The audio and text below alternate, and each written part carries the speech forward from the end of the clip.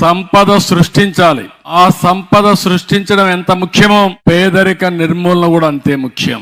తమ్ముళ్ళు హుషారుగా ఉన్నారా?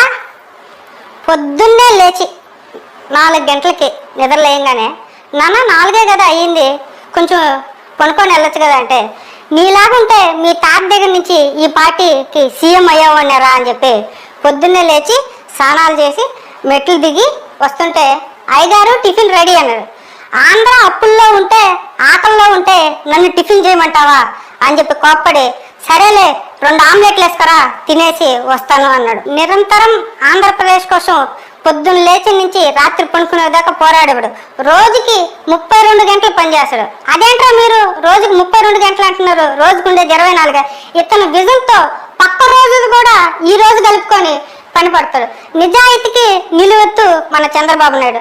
వాళ్ళ మాస్టర్ ఎప్పుడన్నా ఒరే ఒక్కసారైనా నిజం చెప్పరా అంటే, లేదు ఈ కంఠంలో ఊపిరుండగా ఒక్క నిజం కూడా నేను చెప్పను, ఇక నా జీవితాంతం ఒక బొల్లిగానే మిగిలిపోవాలని వాళ్ళ మాస్టర్కే ఎదురు చెప్పిన వీరుడు.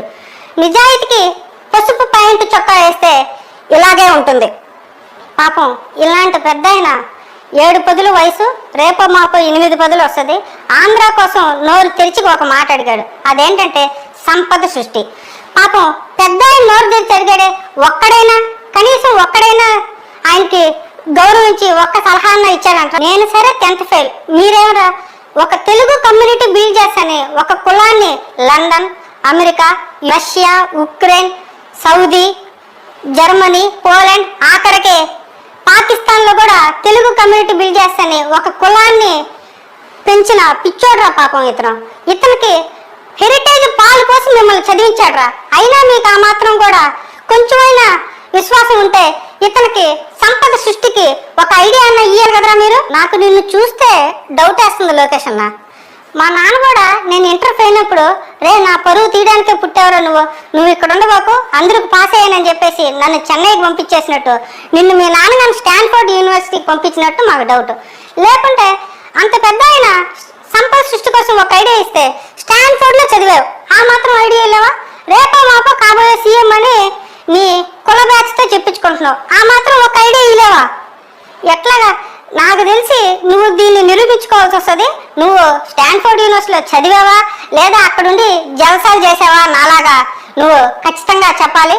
లేదా నేను నిజాయితీగా చదివాను, నేను మా నాన్నకి చంద్రబాబు నాయుడు పేరు నిలబెట్టాలంటే ఒక్క సంపద సృష్టికి ఐడియా ఇవ్వాలని నా తరపు నుంచి ఒక చిన్న రిక్వెస్ట్. లోకేష్, అమ్మ యువత తేలిపోయింది, లోకేష్ చిన్నబాబు చెప్పలేకపోయాడు.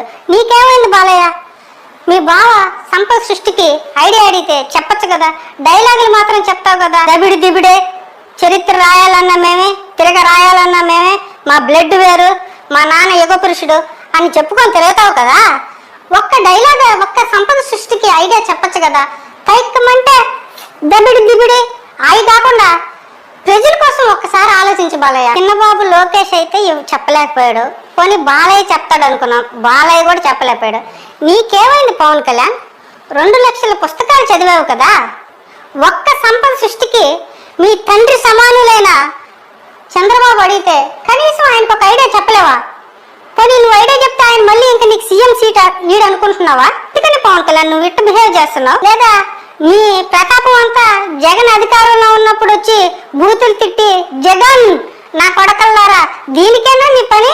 సంపద సృష్టి కోసం నీ జన సైనికుల కోసం అన్న ఆ పెద్ద ఆయనకు ఒక ఐడియా చెప్తే నీకోసం ఈ జన సైనికులకి నీకు పథకాలన్నా ఇస్తాడు. త్వరలో నీ తెలివినంతా ఉపయోగించి 2 లక్షల పుస్తకాలు చదివింది మొత్తం నెమరు వేసుకొని చంద్రబాబు నాయుడుకి నీ తండ్రి సమానులైన ఆయనకి ఒక చిన్న ఐడియా ఇవ్వు పవన్ కళ్యాణ్. దానికోసం మేము ఎదురు చూస్తూ ఉన్నాం. నీ కొడుకుని అడిగాను చంద్రబాబు, నీ 2వ కొడుకు లాంటి వాడిని పవన్ కళ్యాణ్ అడిగాను, బాలకృష్ణని అడిగాను, ఎవ్వరు చెప్పలేకపోయారు. ఇంకా తమ్ముళ్ళు కాసుకోండి, సూపర్ 6 రేపు ఉదయాన్నే వచ్చేస్తుంది. దీనికి మన చంద్రబాబు చిలక నవ్వు నవ్వుతున్నాడు. రేపు గాన సూపర్ 6 గాని మాకు ఇవ్వలేదనుకో, బుక్క పెట్టి ఆడస్తావు. ఏ విధంగా అంటే బుక్క పెట్టి ఆడస్తావు చంద్రబాబు. ఇదైతే ఖచ్చితం, గుర్తు పెట్టుకో. ఈ సీన్ రిపీట్ అవుద్ది, ఓకే? చంద్రబాబు ఈ పరిస్థితికి తెచ్చుకోకుండా నువ్వు అడిగినట్టు ఐడియా ఇచ్చాను. రేపు ఉదయం నుంచి సూపర్ 6 ఇంప్లిమెంటేషన్ చేయవమ్మా చంద్రబాబు.